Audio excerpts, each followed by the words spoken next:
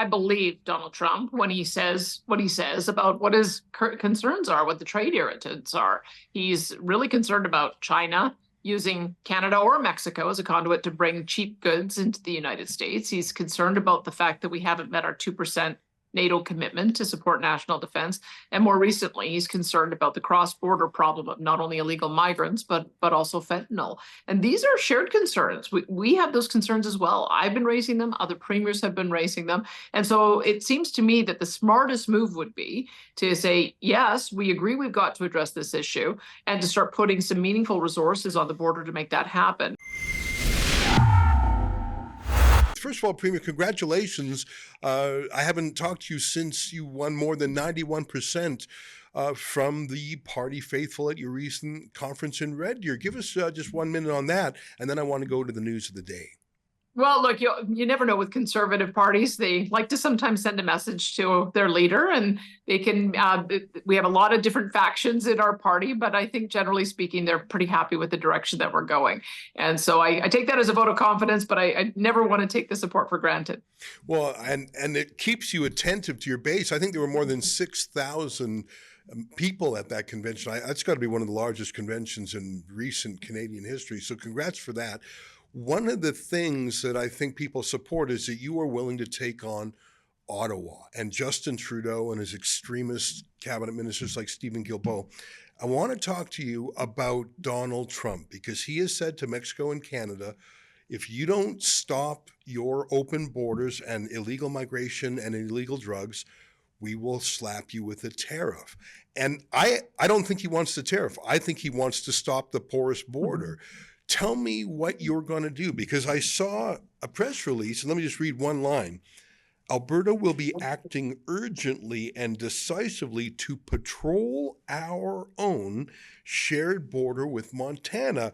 More details to be announced soon in that regard. So I won't press you on the details for how that'll happen. In my mind, I see cowboys and ranchers, with lassos. I'm sure it'll be something different than that.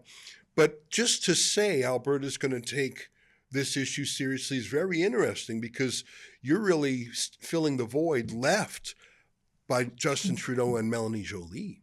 Let me start by saying I believe Donald Trump when he says what he says about what his concerns are, what the trade irritants are. He's really concerned about China using Canada or Mexico as a conduit to bring cheap goods into the United States. He's concerned about the fact that we haven't met our 2% NATO commitment to support national defense. And more recently, he's concerned about the cross-border problem of not only illegal migrants, but also fentanyl. And these are shared concerns. We have those concerns as well. I've been raising them. Other premiers have been raising them. And so it seems to me that the smartest move would be to say, yes, we agree we've got to address this issue and to start putting some meaningful resources on the border to make that happen. And what we have said is we're happy to work with our provincial counterparts and our federal counterparts to make that happen. We've got sheriffs that we can deploy. We've been using drone technology to fight fires up in northern Alberta mostly. We can use drone technology as well to be able to monitor that border. And we're prepared to deploy the resources that we need to give the Americans and to give our own people some comfort that we are addressing this issue in a serious way. Alberta is responsible actually on a dollar basis for the lion's share of trade with America. I'm talking about oil and gas. Saskatchewan and BC have a part to play there too, but Alberta is the mother lode. It would be devastating and economically bizarre to have a 25% tariff on oil. I don't even know how that would work. So I think that Americans, especially in the incoming president's office, would be delighted to see that the oil province is on board. Have you had any feedback? I know your statement only went out yesterday. Have you had even some informal feedback from the transition team? Because I know Joe Biden's still the titular president, but have you had anyone say, look, it's just on an informal basis. We like the message you're sending. We want to get Alberta's exports tariff-free too. Any feedback yet at all? We've been reaching out to all of our contacts. As you know, we've had an office in Washington as a province since about 2005. And the reason for that is that we believe we are the ones to tell our own story. As you know, resources are the jurisdiction of the provinces. And so we think it's incumbent upon us for us to be able to tell our American friends just how great a friend and ally and supplier of oil and gas that Alberta is. I think somebody recently sent me a note saying that if they did slap that kind of tariff on it, it would increase gasoline prices by $1.50 a gallon in the United States. At the same time that we know that the Trump administration wants to bring those prices down. So we think we've got a really good story to tell, and we'll be reaching out to all of the contacts that we have to be able to tell that story. I'm especially pleased that last week the Governor's Council on Energy Security invited Alberta to be a part of it. So I'll be joining that committee along with 12 other governors to be able to push that message forward that we are here, we are a friend and ally, and we are the solution, I think, to a lot of the energy security and energy affordability problems in the U.S. I'm looking forward to continue to bring that message forward. You know, Justin Trudeau's front bench has all disparaged Trump in personal snipes. Trudeau himself, Jolie, Chrystia Freeland, I think they've all sort of burnt the bridges. They never thought Trump would be reelected, so they let their mouths yap a little bit. I hope that you can fill the void as a good faith interlocutor, even though that's not constitutionally your role. It would be sort of unusual for a province to take the lead. I just think that I don't think Trump has a lot of time for the people who he would normally deal with. Hey, let me give you an example. I'd love your comment on this. Trump put Mexico and Canada in the same press release, which is sort of something. And in one phone call, the new president of Mexico basically said, all right, let's work constructively here. We will manage it on our side. And Trump had an effusive tweet praising her afterwards.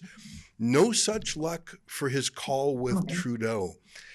What can we learn from how Mexico is handling Trump? I have no doubt that the president of Mexico doesn't personally like Trump. They're ideologically miles apart, but she's being a grown-up about it. What does it look like for Canadian leaders to be a grown-up with dealing with Trump? Tell me what you plan to do, the language you plan to use, the tools you plan to use, so we can be constructive with Trump. I think it would have been very easy for Justin Trudeau in that first call to have that exact same outcome. And I'm not quite sure why they didn't get around to talking about the issues that Donald Trump has raised. But I can tell you all the premiers, when we had our joint meeting with the prime minister, made it very clear that we believe he's serious. And we believe that if we do not act on the issues he's raised, that we will see 25% tariffs by the time we get to January the 20th. I think he's given us 2 months notice. And I think he's been very clear about what he wants us to do. And if the solution is to let him know, just as the Mexican president has, that this is serious, they'll be addressing the issue of both migrants as well as crime, then why wouldn't we do that? We need to do that too. We've been talking about that, as has Quebec, about the concern that we have about illegal migration and the number of people who are coming in, the expiring work permits. I think there's 4.9 million of them, and the federal government doesn't seem to have a plan for what's going to happen when that expires. That's got to be causing some nervousness for people, not only here, but also in the United States. We also know that we've been fighting a drug war for the last number of years that is leaving carnage on our streets. We've got a record high level of opioid deaths as a result of overdose and fentanyl, which is an incredibly dangerous drug. And so it should be incumbent upon us to work with our federal counterparts to stop that problem, as Mexico has pledged to do. So I look at it this way, is that we need to address the trade irritants,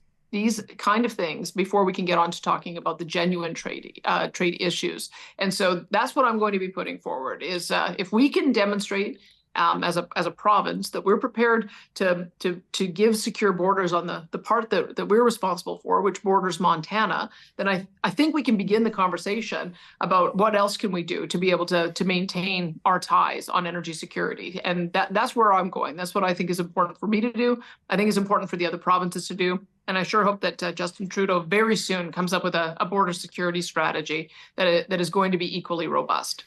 I'm delighted to hear it. I think it's pretty amazing that you have taken this initiative to deal with a real public policy problem that Trudeau won't. I wish you good luck. I know you've got to run, but I'm so grateful that you popped on to Rebel News to give us this update. And we'll be following it very closely. Thanks for your time. Thanks, Ezra.